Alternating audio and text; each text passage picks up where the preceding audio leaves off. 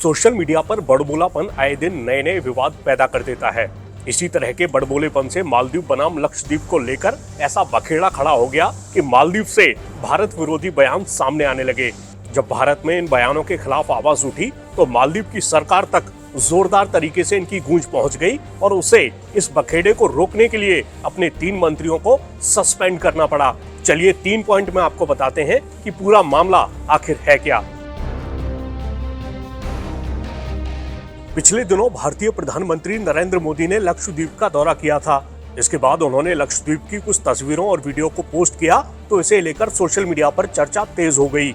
इसी चर्चा में कुछ लोग लक्षद्वीप की तारीफ करने लगे, कुछ यहाँ पर्यटन के लिए जाने की इच्छा जताने लगे, कुछ यहाँ के पर्यटन को और विकसित करने की बात कहने लगे। इस बीच ऐसी राय भी सामने आने लगी जिनमें मालदीव के बजाय लक्षद्वीप जाने के विकल्प का जिक्र था। इस सब के बीच मालदीव से भारत विरोधी और मजाक बनाने वाले सोशल मीडिया पोस्ट आने शुरू हो गए। यहाँ तक कि वहाँ के मंत्री भी ऐसा करने लगे। इतना ही नहीं, भारतीय प्रधानमंत्री नरेंद्र मोदी के खिलाफ अपमानजनक टिप्पणियां भी की गईं।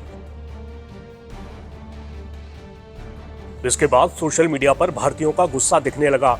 लोग मालदीव के पर्यटन का बहिष्कार करने की बात करने लगे। इस बीच भारत के समर्थन में बॉलीवुड के दिग्गज कलाकार भी सोशल मीडिया पोस्ट करने लगे। सोशल मीडिया प्लेटफॉर्म एक्स पर एक्सप्लोर इंडियन आइलैंड्स के साथ पोस्ट किए जाने लगे। दिग्गज भारतीय क्रिकेटर सचिन तेंदुलकर ने भी इसी हैशटैग के साथ पोस्ट किया। कुल मिलाकर भारत में मालदीव के खिलाफ बड़े पैमाने पर नाराजगी दिखने लगी। जब भारत में मालदीव के खिलाफ माहौल बनने लगा तो दबाव में मालदीव की सरकार को इस पर कदम उठाना पड़ा। उन्होंने अपमानजनक टिप्पणी करने वाले 3 मंत्रियों माल्शा शरीफ, मरियम शोना और अब्दुल्ला महजूम माजिद को निलंबित कर दिया। सरकार ने इन मंत्रियों की टिप्पणियों से किनारा करते हुए कहा कि ये उनकी व्यक्तिगत राय है और वो सरकार के विचारों का प्रतिनिधित्व नहीं करती। मालदीव सरकार ने कहा कि उसका मानना है कि अभिव्यक्ति की आजादी का इस्तेमाल लोकतांत्रिक और जिम्मेदार तरीके से किया जाना चाहिए और इनसे मालदीव और उसके अंतर्राष्ट्रीय भागीदारों के बीच घनिष्ठ संबंधों में बाधा नहीं आनी चाहिए।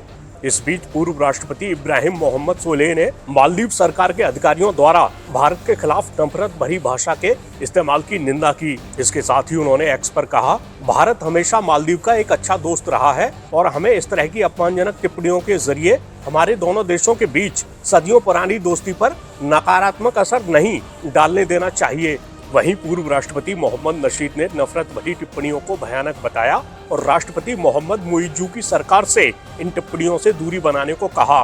तो ये था अब तक का घटनाक्रम।